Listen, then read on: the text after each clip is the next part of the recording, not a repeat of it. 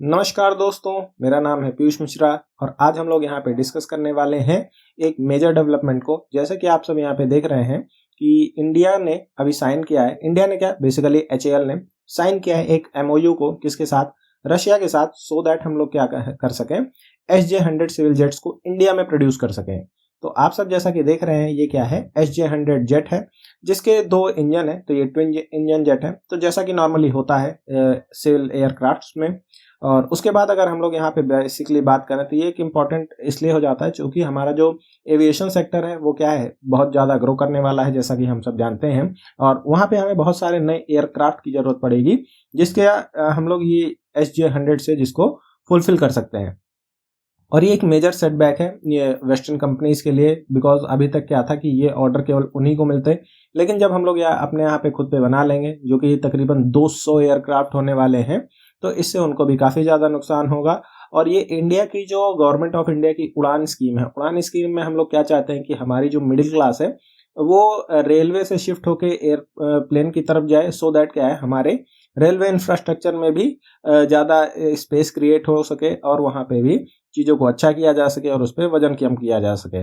और अगर यहाँ पे हम लोग देखें तो ये आने वाले 10 सालों में क्या है, ये 200 जेट्स बनाने की तैयारी यहाँ पे की जा रही है और एडिशनल 350 और एयरक्राफ्ट बनाए जाएंगे। और अगर ये सारी चीज़ें इंडिया में बनती हैं तो इससे मेक इन इंडिया को भी काफ़ी ज़्यादा सपोर्ट मिलता है।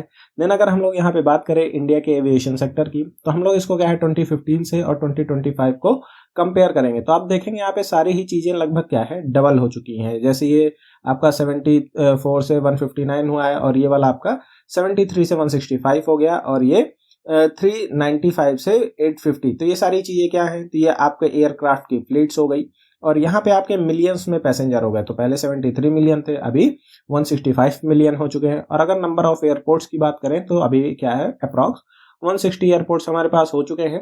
देन अगर हम लोग यहाँ पे बात करें इंडिया के एविएशन सेक्टर को ग्लोबल लेवल पे मतलब कम्पीट करें, तो यहाँ पे हम लोग क्या है, दुनिया का 4.2% ग्लोबल एयर ट्रैफिक को कैरी करते हैं, जो कि काफ़ी कम है किससे कंपेयर करें अगर चाइना और यूएस से।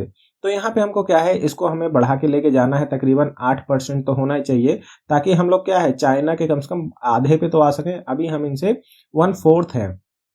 तो अब क्या है, हमारा कंपैरिजन किससे होना चाहिए, हमारा चाइना या यूएस से होना चाहिए। यूएस से भी ज़्यादा हमारा चाइना से होना चाहिए, बिकॉज चाइना क्या है, सेम पॉपुलेशन कैरी करता है लगभग जितनी हमारी है। और अगर हम लोग यहाँ पे देखें तो ये हमको जानकारी कहाँ से मिली, सबसे पहले इसको क्या है, एचएएल ने अपने ऑफिशियल ट्विटर हैंडल से ट्वीट किया था, जिसको रीट्वीट किया था हमारे जो डिफेंस मिनिस्टर है राजनाथ सिंह जी ने। ठीक है, उसके बाद हमको यहाँ पे ये सारी जानकारी देखने को मिलती है। और ये साइन कहाँ पे हुआ है, तो ये रशिया में जाके साइन किया गया है। ठीक, उसके बाद अगर हम लोग यहाँ पे बात करें उस कंपनी के बारे में जिसके साथ ये डील साइन की गई है, तो ये एक जॉइंट वेंचर है रशिया की गवर्नमेंट का और प्राइवेट एंटिटी का। तो जैसे कि आप सब यहाँ पे देख सकते हैं कि ये क्या है, रशियन गवर्नमेंट का भी है और प्राइवेट का भी है। तो ये एक पब्लिक प्राइवेट पार्टनरशिप है जो कि कहाँ पे है, आपका रशिया में। और यहाँ पे और भी जो दूसरे रीजन है जहाँ पे जॉइंट वेंचर इनका चाइना के साथ भी है, इंडिया और इटली के साथ भी है। तो अगर हम लोग यहाँ पे बात करें कि अभी मेजर जो कंपनी है जो कि शेयर होल्ड करती हैं दुनिया में सबसे ज़्यादा, तो वो आपकी एयरबस और बोइंग है। हम सब भी जानते हैं कि हमारे जो मेजॉरिटी ऑफ एयरक्राफ्ट हैं जो कि हमारे एयरलाइंस में यूज़ होते हैं वो भी इन्हीं दोनों कंपनियों के हैं। और इनकी एक तरह से डुओपोली चलती है, जिसको ब्रेक करना हमारे काफ़ी ज़्यादा ज़रूरी है, बिकॉज रिसेंट इवेंट में हमें ये पता चल चुका है कि हम पूरी तरह से वेस्ट पे रिलाय नहीं कर सकते।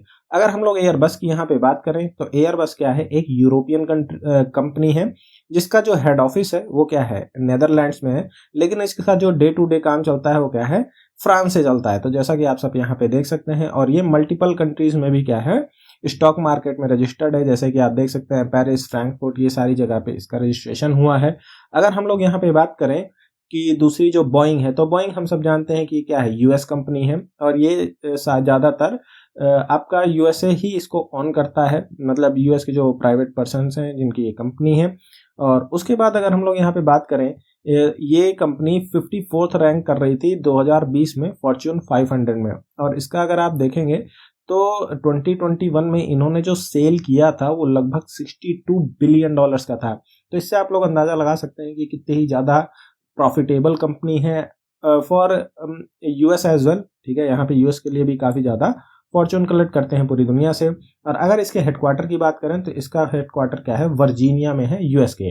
तो हम लोग को ये जानकारी बहुत ज़्यादा इंपॉर्टेंट थी नहीं, बट मैंने सोचा थोड़ा सा बता देते हैं। देन अगर हम लोग यहाँ पे बात करें कि जो एरोस्पेस की अगर ओवरऑल बात करें तो आपको यहाँ पे दिखेगा कि यूएस की कितनी ज़्यादा मैसिव डोमिनेंस है।